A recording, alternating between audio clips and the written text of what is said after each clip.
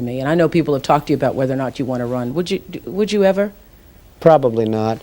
But I do get tired of seeing the country ripped off. Why would you not? I just don't think I really have the inclination to do it. I love what I'm doing. I really like it. Also, it doesn't pay as well. No, it doesn't. But, you know, I just probably wouldn't do it, Oprah. I probably wouldn't, but I do get tired of seeing what's happening with this country. And if it got so bad, I would never want to rule it out totally. Tomorrow at 11 a.m., let's make America great again. I am officially running for President of the United States. I'm using my own money. I'm not using the lobbyists. I'm not using donors. I don't care. I'm really rich. I'll show you that in a second. We will make America great again. Thank you. Thank you very much. Trump would definitely be on the stage, and that would mean that somebody else who might be seen as a more serious candidate, a John Kasich or even a Rick Perry or a Rick Santorum, isn't going to be there because Trump is. He may really regret doing this. I don't know. He may well regret. With you all Can year? I give you a prediction? Yeah. It still looks like Hillary's the next president. You think so? Now, you may have noticed that I have not yet included Donald Trump in our coverage of the Republican presidential campaign this season, and that is because he is obviously never going to be president. He is obviously never going to be the Republican nominee for president, and he is obviously never going to be a candidate for president. Most important poll facing the non-candidate Donald Trump, who will never be a candidate, and that is that question to voters, Republican primary voters, who would you never vote for? Never, never, never, ever vote for. 59% would never, ever, ever vote for Donald Trump. The party does not prey on people's prejudices. Donald Trump's candidacy is a cancer on conservatism. He's not a serious candidate. But when 17 candidates sprawled across 2 stages for the first Republican debate, the top polling candidate took center stage. Businessman Donald Trump. For Donald Trump, the first Republican debate was either a great victory. I want to run as the Republican nominee. Or a big defeat. I don't think they like me very much. I give to everybody. When they call, I give. With Hillary Clinton, I said, be at my wedding, and she came to my wedding. You know why? She had no choice because I gave. It's true. The Clintons did attend Trump's wedding in 2005. The problem this country has is being politically correct. They're bringing drugs. They're bringing crime. They're rapists. We right now have 179,000, came out last week. We have 179,000 illegal immigrants who are criminals. These are people that were convicted. Don't think of it. Think of it. No, they're going.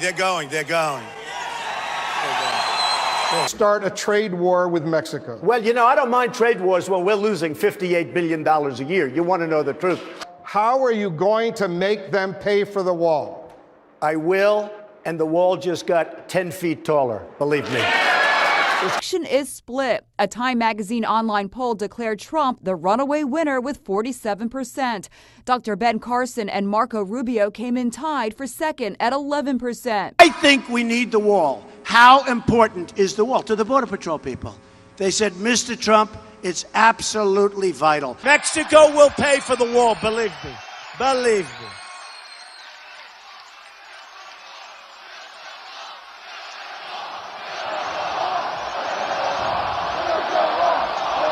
They came to me, they said, Mr. Trump, the Pope just made some statements about you. I said, the Pope, what do I have to do with the Pope? I said, wow, but I've seen the Vatican. That's the biggest, strongest wall I've ever seen. He is not a typical politician. Fans were flooding Trump events, turning out in record numbers. Huckabee, Paul, and Santorum were done. But New Hampshire was huge for the businessman. Thank you, New Hampshire. And then, like dominoes, a deep bench of strong GOP candidates with wealth of experience in government started to fall. Marco Rubio is about 20, and Ted Cruz is at third. From being a source of humor into something that is potentially a little more worrisome. You saw. Took him 5 days before his people told him what to say, and he ultimately said it was a mistake. The war in Iraq, we spent $2 trillion, thousands of lives. We don't even have it. You can't fight 2 wars at one time. If you listen to him and you listen to some of the folks that I've been listening to. That's why we've been in the Middle East for 15 years, and we haven't won anything. This is a tough business to run for president. I know, you're a tough guy, Jeb. And we need to have a leader that is real tough. You're never going to be president of the United States by insulting your way to the presidency. Let's see, I'm at 42 and you're at 3, so Doesn't matter. far I'm doing better. Doesn't matter. So far I'm doing better. Jeb Bush, who many believed was the man to beat, promised to win in South Carolina. South Carolina, where we are going to do really well. He was gone before the polls even opened. Probably are worse than Jeb Bush. You are the single biggest liar. All right. This guy lied. Let me just tell you. Got along with everybody. You get along with nobody. You don't have one Republican.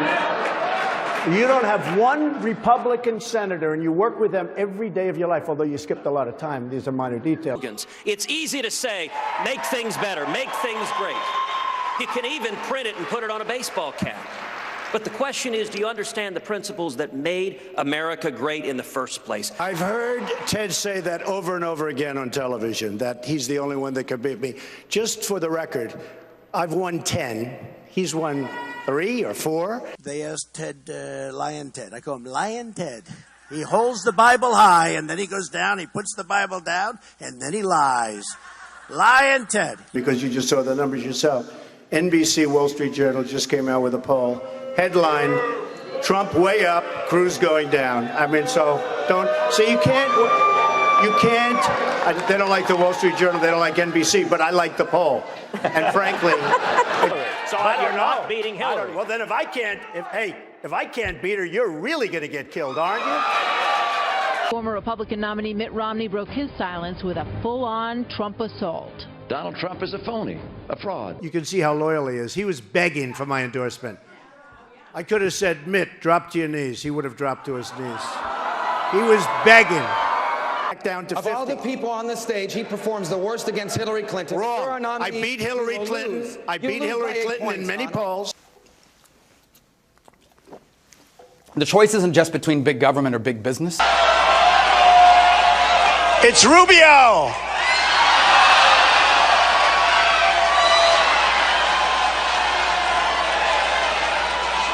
That's what it is.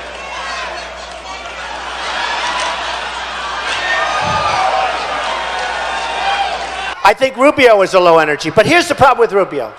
When you sweat that much, now think of it. So you have Putin, he's sitting over here. And he's waiting to kill the stupid Americans because he's been just destroying us so badly. So he figures, and a guy walks in and he's soaking wet and sweating. Hello, can I have some water? And Putin's sitting there, what the hell kind of stuff is this? This is not exactly a poker player, folks. You indeed do have a lunatic in North Korea with nuclear weapons. You indeed do have the Chinese government taking over the most important shipping lane in the world. And Vladimir Putin, who you've expressed admiration for, Wrong. Donald, well, you've expressed admiration. Wrong. I know someone you see it. as a strong leader. Wrong. Is now he dividing said very Europe good up things about me, and I said right, that's wonderful. I'm gonna. And I say very nicely, wouldn't it be nice if actually we could get along with Russia, we could get along with foreign countries, instead of spending trillions and trillions of dollars? Let them drop some of their bombs that cost $1 million apiece. Let them use some of their weapons that cost billions and billions of dollars. Let them beat the shit out of ISIS also. Right? Right? I also happen to call him a lightweight, okay? And I have said that. So I would like to take that back. He's really not that much of a lightweight. And as far as, and I have to say this, Marco Rubio was the next to go after a crushing loss in his home state of Florida. Today, my campaign is suspended. Look at the Middle East. They're chopping off heads. They're chopping off the heads of Christians and anybody else that happens to be in the way. They're drowning people in steel cages. Last night you told CNN, quote, Islam hates us. Did you mean all 1.6 billion Muslims? I mean a lot of them. I mean a lot of them. John Kasich and Ted Cruz, the last men standing. Definitely support the Republican nominee for president, even if it's not you. Even if it's not me? Let me just start off by saying something. 30 seconds, sir. Okay, that I'm very, very proud of. Millions and millions of people have come to the Republican Party over the last little while. They've come to the Republican Party, and by the way, the Democrats are losing people. This is a trend that's taken place. It's the biggest thing happening in politics, and I'm very proud to be a part of it. And I'm going to give them some credit, too, even though they don't deserve it. But the answer is yes, I will. I beat Hillary Clinton in many polls. The Q poll just came out. I beat Hillary Clinton in a recent Fox poll. I beat Hillary Clinton in USA Today. I beat her today in a poll in Ohio. I'm the only one that beats Hillary Clinton.